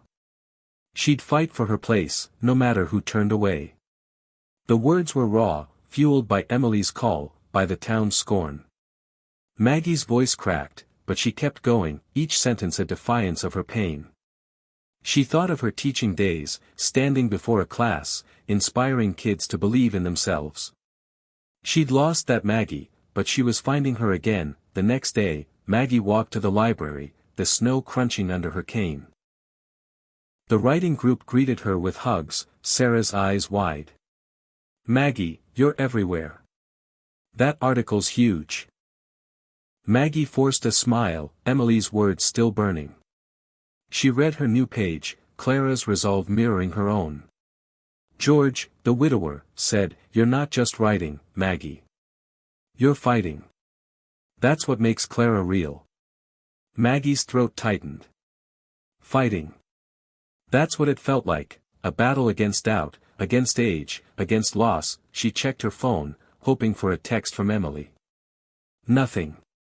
But a new X notification caught her eye, a retweet from Lisa Carter. Maggie Thompson's story isn't just about writing, it's about courage. Read her journey and be inspired. Hashtag Hyperloop novelist. The comments poured in, Maggie, you're my inspiration. Clara's story gives me hope. Maggie's heart lifted, just a fraction. Strangers saw her, believed in her. Maybe Emily would, someday. That night, Maggie sat at her table, the Hyperloop blueprint glowing under the lamp. She thought of Musk, standing firm against critics, rebuilding after failures. She wasn't building a Hyperloop, but she was building a life, word by word. She dictated another line. Clara faced the city, her heart bruised but unbroken, ready to claim her place. Maggie's voice was steady now, her resolve a fire that Emily's anger couldn't douse. She posted the page on X, her caption unflinching, Clara's fighting. So am I. Hashtag Hyperloop inspiration. As she lay in bed, the house creaking under the snow's weight, Maggie felt a shift. Emily's call had been a breaking point, but not the kind that destroyed her. It was the kind that cracked her open, letting her strength shine through. She wasn't just Maggie, the widow, the mother who'd failed. She was Maggie, the writer, the fighter, the woman who showed up. The Hyperloop, still a dream in Springville's fields, was her reminder. Progress wasn't easy, but it was possible. She'd face the contest results, the town's whispers, Emily's silence, with the same courage Clara carried, the same defiance Musk embodied. She wasn't done, not by a long shot. The break through the Springville Community Center was alight with anticipation, its folding chairs packed with locals under the warm glow of string lights strung for the County Writing Contest award ceremony. Maggie Thompson, 68, stood backstage, her cane a steady anchor as her heart raced like a Hyperloop pod. Snow fell softly outside, blanketing the Ohio cornfields, but inside, the air buzzed with chatter and hope. Maggie's novel, Clara's Run, had been her bold leap, a story of a woman breaking free on a fictional Hyperloop, inspired by Elon Musk's relentless vision. Submitting it to the contest had felt like jumping off a cliff, but now, as the MC called her name, Maggie felt the weight of her journey. From invisible widow to writer, from doubt to defiance, the past weeks had tested her. Emily's angry call after the viral article, "You're embarrassing yourself, Mom," still stung, a wound that bled into Maggie's confidence. The town's whispers, Betty's smirks, Tom Carver's jabs about her age, had nearly snuffed out her spark. But the comments, Sarah's encouragement, Frank's blueprints, and Musk's words, "The future is built by those who show up," had kept her going. She'd rewritten lost chapters, walked daily to manage her arthritis, and faced her fears, each step a rebellion against the limits she'd once accepted. Maggie adjusted her scarf, her hands trembling but her resolve firm. The MC, a librarian named Joyce, beamed.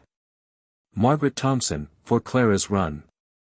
The crowd clapped, some hesitant, others enthusiastic. Maggie stepped forward, her cane tapping the wooden stage, the spotlight warm on her face. She scanned the room, Sarah from the writing group grinned, Frank waved a rolled-up blueprint, but Emily's absence was a void. Maggie pushed it aside, focusing on the moment. She'd shown up. That was enough. Joyce handed her a certificate and a letter. Clara's Run had won first place, earning a small publishing deal with a regional press. Maggie's breath caught, tears pricking her eyes. Publication. Her words, Clara's story, would live beyond her kitchen, beyond Springville. The crowd's applause grew, a wave of sound that drowned out the doubters. Joyce gestured to the microphone. "Maggie, a few words." Maggie froze, public speaking a fear she'd avoided since her teaching days. But Clara's courage, Musk's audacity, pulsed through her. She stepped to the mic, her voice steady despite her nerves.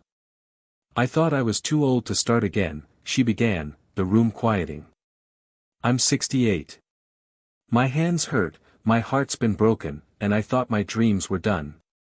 But then I heard about the Hyperloop, Elon Musk's crazy idea to connect places like Springville to the world. He said, the future is built by those who show up. So I showed up." She paused, her eyes sweeping the crowd, farmers, seniors, young tech enthusiasts. "I wrote a story about a woman named Clara, who rides a Hyperloop to a life she dared to claim. It's not just her story, it's mine. I thought I was invisible, too old to matter. But I was wrong. We're never too old to fight for something, to build something, to show up." Her voice cracked, but she pushed on. "Springville's got a future, whether it's the Hyperloop or not. So do I. So do all of us." The room erupted, applause thundering like a storm. Sarah hooped, Frank clapped his blueprint against his palm, and even some seniors, Betty included, nodded, their faces softening. Maggie's chest swelled, a mix of vulnerability and victory. She wasn't just a widow, a retiree, a mother who'd failed Emily.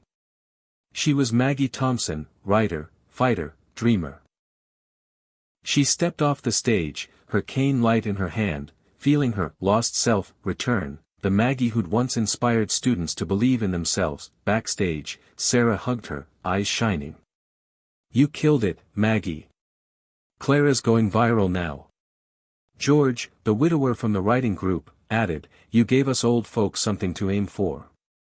Maggie smiled, her heart full but still aching for Emily. She'd hoped her daughter might see the article, maybe even come tonight. The void lingered, but the applause, the certificate, the publishing deal, they were proof she'd built something real. That night, Maggie posted her speech on X, her fingers clumsy but determined, won the contest. Clara's story is mine too. We're never too old to show up.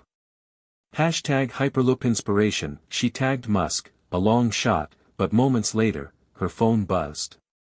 Musk had retweeted her post with a simple comment, "Never too late to change the world."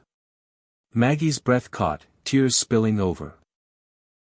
The retweet went viral, thousands of likes flooding in. "Maggie, you're a legend. Clara's my hero." Strangers saw her, believed in her. She wasn't invisible anymore. She sat at her kitchen table, the Hyperloop blueprint glowing under the lamp. Snow fell outside, blanketing the cornfields where the Hyperloop might one day run. Maggie opened her phone, dictating a new line for Clara. The city welcomed Clara, its lights a promise she'd earned through every fight, every fear. The words were her own truth, each one a step toward the woman she'd become. She thought of her teaching days, standing before a class, inspiring kids to dream big. That Maggie was back, stronger now, tempered by loss and time. The next day, Maggie walked through Springville, the snow crunching under her cane, her daily walks a ritual of strength. The town felt different, alive with whispers of the Hyperloop, of her win. At the diner, now reopened for the contest crowd, locals nodded as she passed, some offering shy smiles. Even Tom Carver, grumbling over his coffee, muttered, "Not bad, Maggie." She smiled, not for him, but for herself. She'd shown up, like Musk, like Clara, and the world had noticed. Back home, Maggie checked her phone, hoping for a message from Emily. Nothing.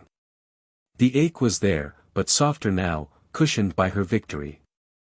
She thought of Musk's rockets, crashing before they soared, his refusal to quit. She wasn't quitting either, not on Clara, not on herself, not on Emily. She dictated another line. Clara didn't need the world's permission. She'd built her own path, pod by pod. Maggie posted the new page on X, her caption bold, "Clara's story lives. So do I." Hashtag Hyperloop Inspiration. The comments poured in, a chorus of support from strangers, from Sarah, from George.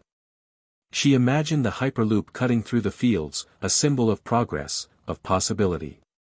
Springville wasn't done, and neither was she. The publishing deal was a beginning, not an end. She'd keep writing, keep walking, keep fighting. As she lay in bed, the house creaking under the snow's weight, Maggie felt a lightness she hadn't known in years. The contest win, the speech, Musk's retweet, they were her breakthrough, proof she could still shape the future.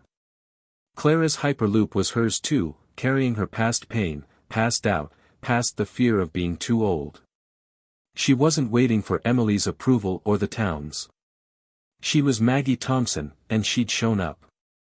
The reconciliation. The December snow fell thick over Springville, Ohio, blanketing the cornfields in a hush that felt like the world holding its breath.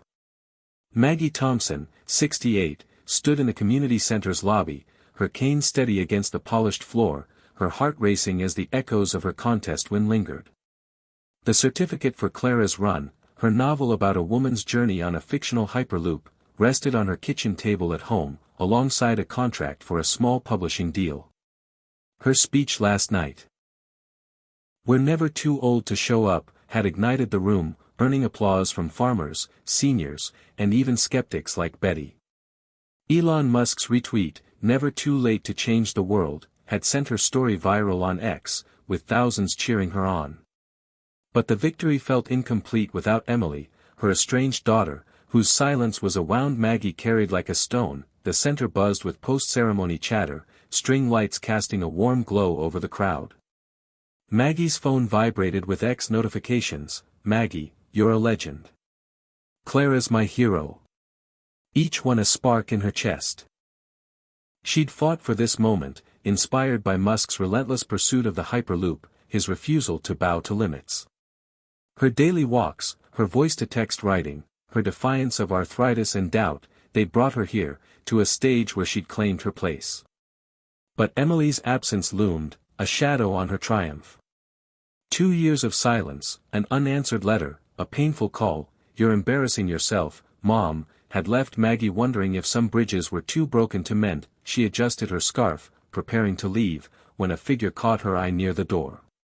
A woman in a navy coat, her dark hair flecked with snow, stood hesitating, her face achingly familiar. Emily. Maggie's breath caught, her cane nearly slipping.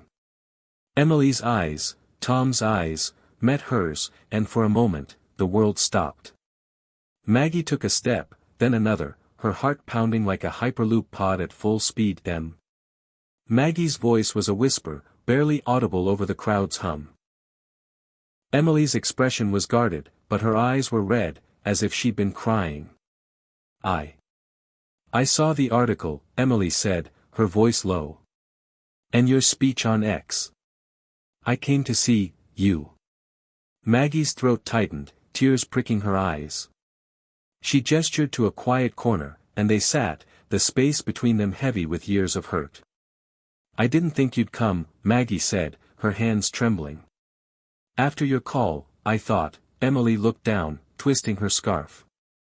"I was angry, Mom. The article, you talking about Dad, about us, it felt like you were putting our life out there for everyone. But then I read your posts, Clara's story. I watched your speech." Her voice cracked. "You're different. You're alive again." Maggie's heart ached, a mix of hope and regret. "I was stuck, Em. After your dad died, I didn't know who I was. Writing Clara, finding the Hyperloop, Musk's ideas, it woke me up. I didn't mean to hurt you. I just wanted you to see me." Emily's eyes softened, tears spilling over. "I read your letter. You kept my old stories, the ones I wrote as a kid. I didn't know you saved them."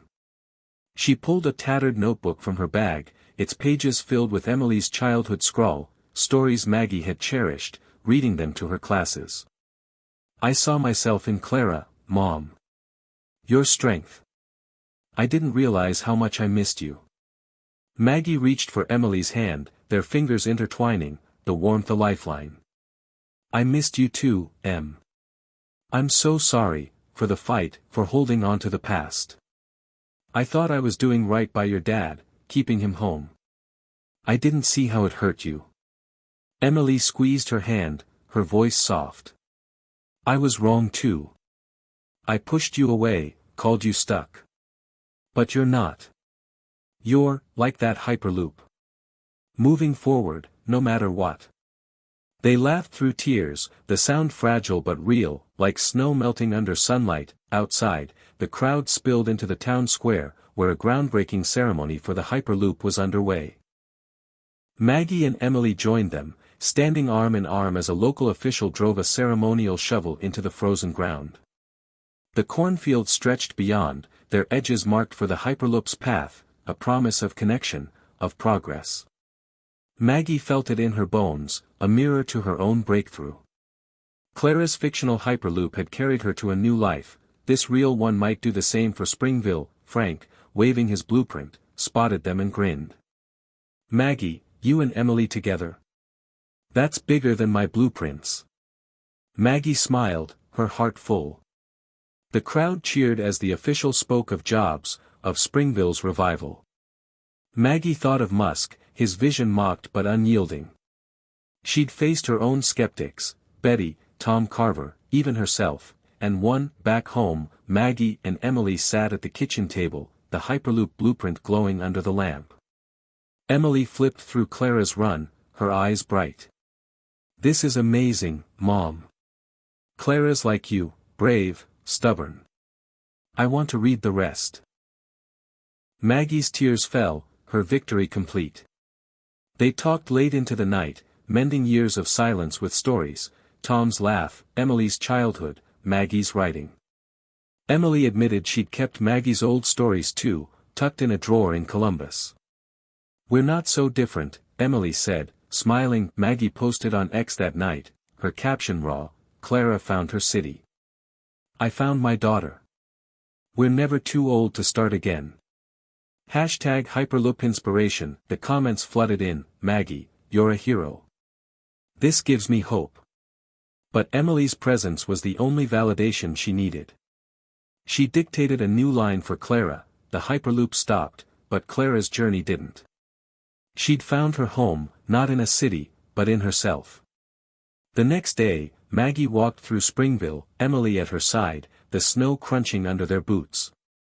The town felt alive, the ground breaking a spark that had ignited hope. At the community center, Maggie overheard Betty telling a friend, Maggie's book might just put Springville on the map. Maggie smiled, not for Betty's approval, but for herself. She'd inspired others. Seniors at the center were talking about new hobbies, young writers citing her on X. Her story had rippled, like the Hyperloop's promise. Maggie thought of Musk, his rockets soaring after crashes, his Hyperloop rising despite doubts. She wasn't building tubes, but she'd built a bridge, to Emily, to herself, to a future she'd dared to claim. As they passed the cornfields, the groundbreaking site marked with flags, Maggie felt Clara's courage in her bones. She wasn't too old, too broken, or too late. She was Maggie Thompson, and she'd shown up. Hey, hit subscribe and leave a comment with where you're watching from. This story might just spark a new beginning. What's one thing that always pushes you forward, even when things get tough? The new legacy. The January wind swept through Springville, Ohio, carrying the sharp bite of winter and the faint hum of construction from the cornfields where the Hyperloop's groundbreaking had begun. Maggie Thompson, 69, sat at her kitchen table, the familiar scent of coffee and cinnamon mingling with the crisp air seeping through the window. Before her lay a freshly printed copy of Clara's Run, her novel, its cover a sleek Hyperloop pod streaking through a golden field. The dedication read, "To Tom, who believed in me, and Emily, who helped me believe again." Maggie's heart swelled, her arthritic hands tracing the words. A year ago, she'd been invisible, a widow lost in grief and regret. Now, she was a published author, her story a beacon for others, inspired by Elon Musk's relentless vision. The kitchen, once a cage of silence, was alive with possibility. Her cane leaned against the chair, a reminder of her daily walks that had strengthened her body and spirit.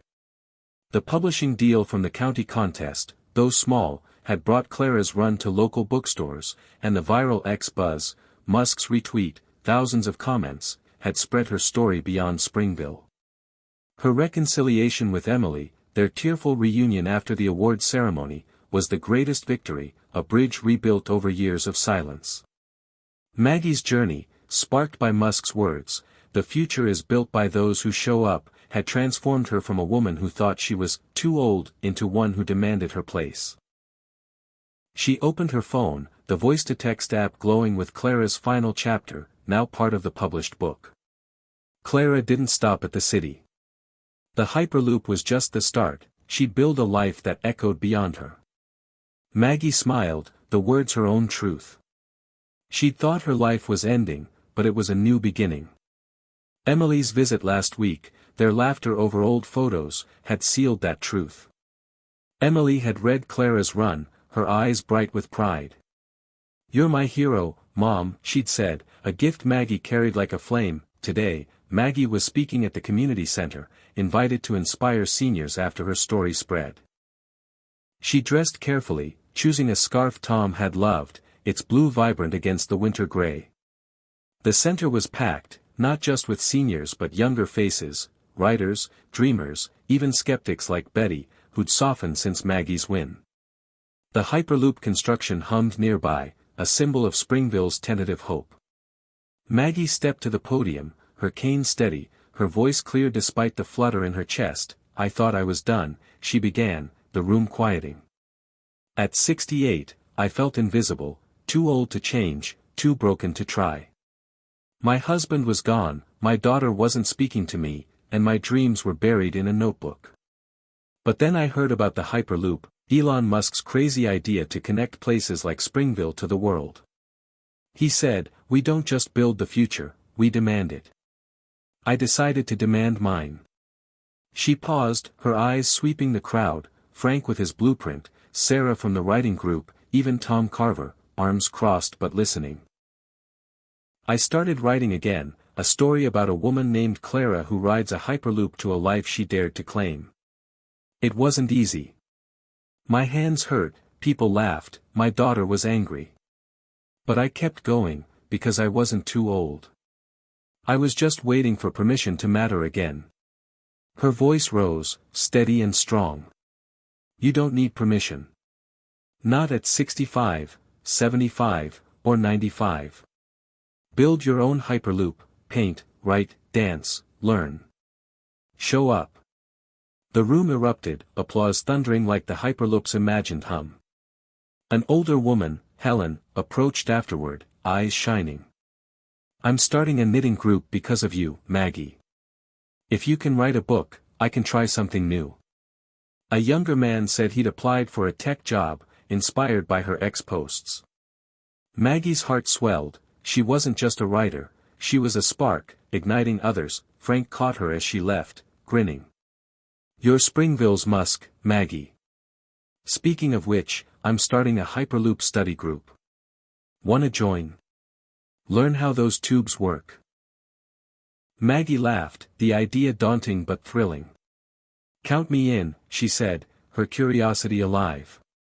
She'd never been a tech person, but Musk's vision, breaking things down to first principles, building from there, resonated. She could learn, grow, keep moving. Back home, Maggie and Emily sat at the table, the Hyperloop blueprint between them. Emily, visiting for the weekend, flipped through Clara's run. You've inspired people, Mom. Not just me. Maggie smiled, her throat tight. They'd planned a trip together, a small adventure to Columbus, their first in years. Maggie dictated a new story idea, a sequel to Clara's journey. Maggie's words hung in the air, the community center's applause still echoing in her ears as she stepped down from the podium.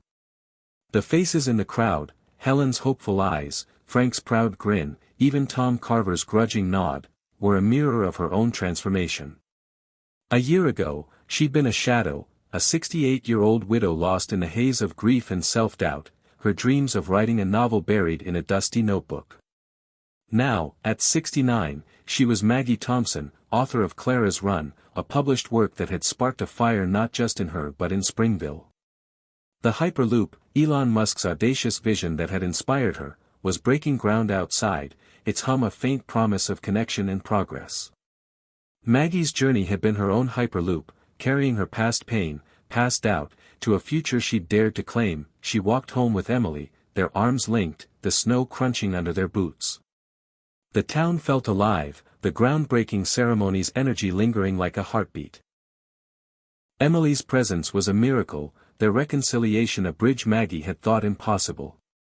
You're not just a writer, Mom, Emily said, her breath visible in the cold.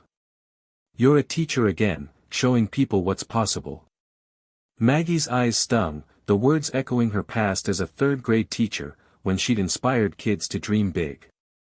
She'd lost that Maggie, but Clara's story, Musk's example, had brought her back. At the kitchen table, Maggie opened her phone, the X app glowing with new comments on her speech. Maggie, you've given me courage to try again. Clara's story is my story too. She smiled, the support a reminder of her impact. Frank's invitation to the Hyperloop study group intrigued her. She wasn't an engineer, but the idea of learning, diving into the science of magnetic levitation, understanding Musk's first principles approach, felt like another step forward. She dictated a note to herself, join Frank's group. Learn something new. It was a small act, but it felt like Clara boarding a new pod, ready for the next journey. The next morning, Maggie visited the Springville bookstore, where Clara's Run sat on display, its cover gleaming under the fluorescent lights. The clerk, a young woman with Emily's energy, said, "You're a local hero, Miss Thompson. People come in asking for your book." Maggie blushed, unaccustomed to the spotlight but warmed by it. She signed a few copies, her hand steady despite the arthritis, each signature a testament to her resilience. That afternoon, she joined Frank's Hyperloop study group at the library, the room smelling of old books and fresh ideas. Frank unrolled his blueprint, explaining vacuum tubes and pod dynamics with boyish excitement. Maggie listened, scribbling notes, her curiosity alive. "Musk starts with what's true, not what's expected," Frank said. "That's why the Hyperloop's happening." Maggie nodded, seeing the parallel. She'd started with her truth, Clara's story, her own heart, and built from there. Back home, Maggie sat with Emily, planning their Columbus trip.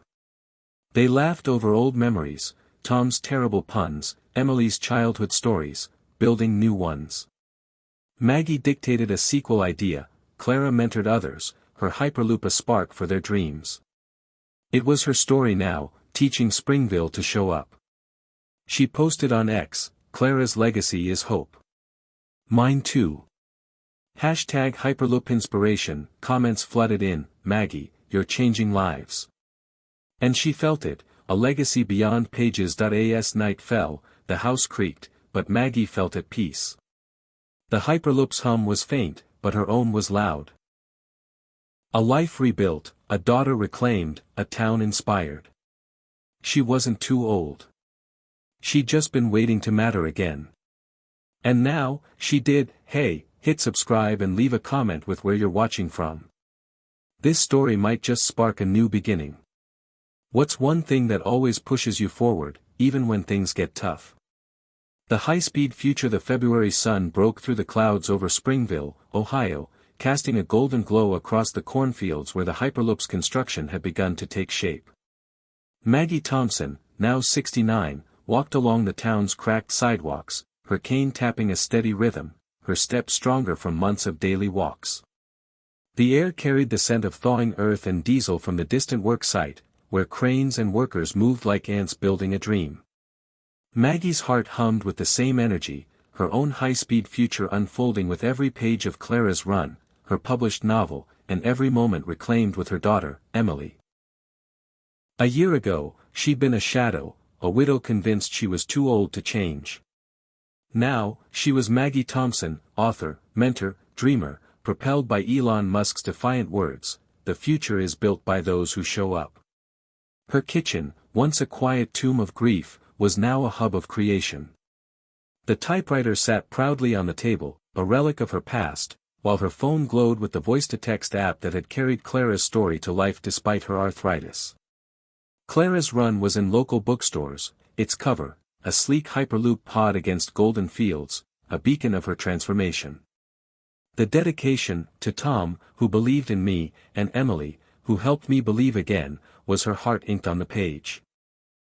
Emily's reconciliation, their tearful reunion after the contest win, had healed a wound Maggie thought would never close.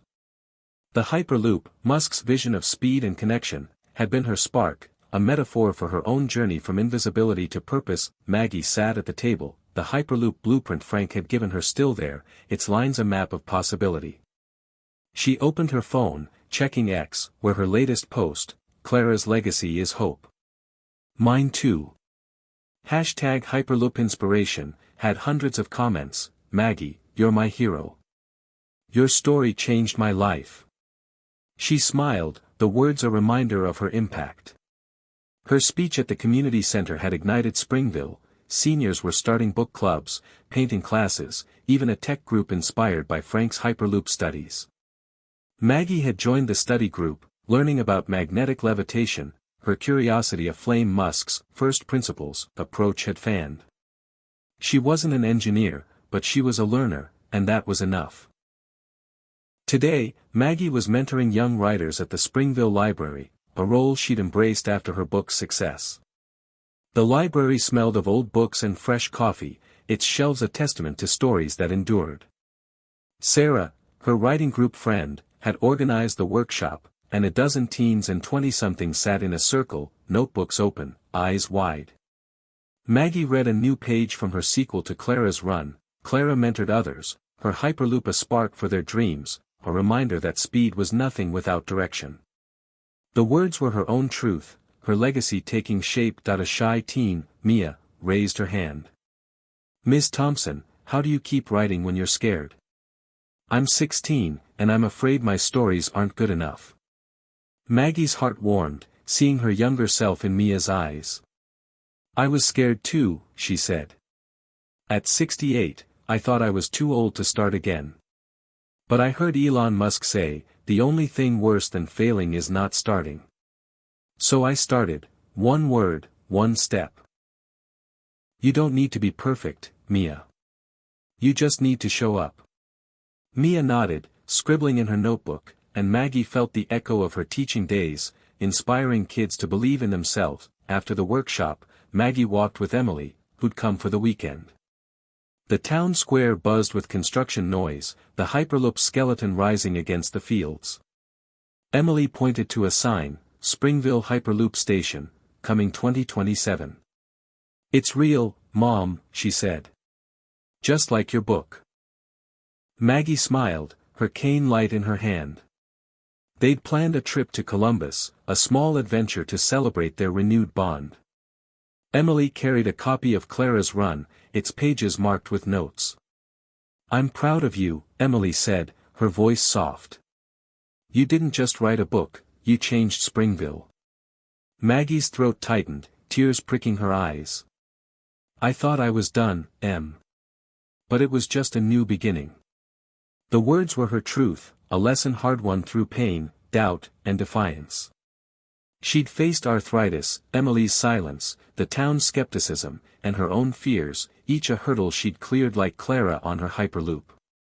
Musk's example, his rockets, his failures, his refusal to quit, had been her guide, a reminder that age was no barrier to impact. At home, Maggie sat at the table, dictating the sequel's next chapter. Clara's city was alive with dreamers, each building their own Hyperloop, their own future. She posted it on X, her caption bold, "Clara's still moving. So am I." #Hyperloop Inspiration. The comments poured in, "Maggie, you're unstoppable. Clara's my hero." And she felt her legacy growing, not just in pages but in lives touched. Helen from the community center had started a knitting group, Frank's study group was pitching ideas to the Hyperloop team. Springville was waking up, and Maggie was part of it. That evening, Maggie and Emily walked to the groundbreaking site, the snow-dusted fields glowing under floodlights. Workers moved steel beams, the hum of progress a heartbeat. Maggie imagined the Hyperloop's pods, sleek and fast, connecting Springville to the world. She thought of Musk, his vision mocked but unyielding, his belief that the future was for those who dared. She'd dared, writing, mentoring, loving again. Her heart was full, not just with Emily's return but with the knowledge that she'd built something lasting. As they stood by the site, Emily squeezed her hand. "You're not too old, Mom. You never were." Maggie laughed, the sound light and free. "I was just waiting for permission to matter again," she said. "I don't need it anymore." She thought of Clara, stepping off the Hyperloop, her city bright with possibility. Maggie's city was Springville, her family, her words, a world she'd shaped by showing up. Back home, Maggie sat at her typewriter, not to type but to feel its weight, its history. The kitchen was warm, alive with the scent of coffee and the hum of her own momentum. She dictated a final line for the night. Clara didn't stop, because the future wasn't just coming, it was hers to shape. She smiled, her reflection in the window strong, vibrant, alive. The Hyperloop's hum echoed outside, a reminder that progress was messy, slow, but possible. Maggie was proof, she posted on X, her words a beacon, "Clara's future is mine. Build yours." #Hyperloop Inspiration. As she lay in bed, the house creaking softly, Maggie felt peace. She'd been invisible once, but no more. She was Maggie Thompson, writer, mentor, mother, dreamer, a woman who'd built her own Hyperloop, speeding toward a future she'd claimed. The spring sun warmed the fields of Springville, Ohio, painting the cornfields in vibrant green, their edges now framed by the skeletal outlines of the Hyperloop's construction site. Maggie Thompson, 69, stood on her porch, her cane a familiar companion but no longer a crutch. The air carried the scent of fresh earth and steel, mingled with the hum of cranes and workers building Elon Musk's dream, a high-speed lifeline to connect Springville to the world. Maggie's own lifeline, her novel Clara's Run, had done the same for her, carrying her from the shadows of grief to a future she'd never imagined. At 69, she was no longer the invisible widow who'd thought she was too old to change. She was Maggie Thompson, author, mentor, mother, a woman whose story had become a beacon for others. The porch creaked under her weight, a sound as familiar as the kitchen's coffee and cinnamon warmth. Inside, her typewriter sat like a trophy, its keys worn but proud, while her phone glowed with the voice-to-text app that had brought Clara's story to life despite her arthritis. Clara's Run was now in bookstores across Ohio, its modest success sparking letters from readers, seniors, dreamers, even teenagers, who saw themselves in Clara's courage. Maggie's ex-posts, tagged #HyperloopInspiration, had built a community of thousands, their comments a chorus: "Maggie, you've changed my life. Clara's my hero." Her reconciliation with Emily, their bond rebuilt after years of silence, was her greatest triumph, a bridge stronger than any Hyperloop tube. Today, Maggie was preparing for a book reading at the Springville Library, where she'd also mentor her growing group of young writers. Emily was coming from Columbus, their planned trip now a tradition, each visit knitting their relationship tighter. Maggie opened her phone, dictating a line for her sequel, Clara's Return. Clara stood at the edge of her city, not to conquer it, but to teach others to ride their own Hyperloops. The words were her own legacy, a promise to keep moving, keep inspiring, keep dreaming.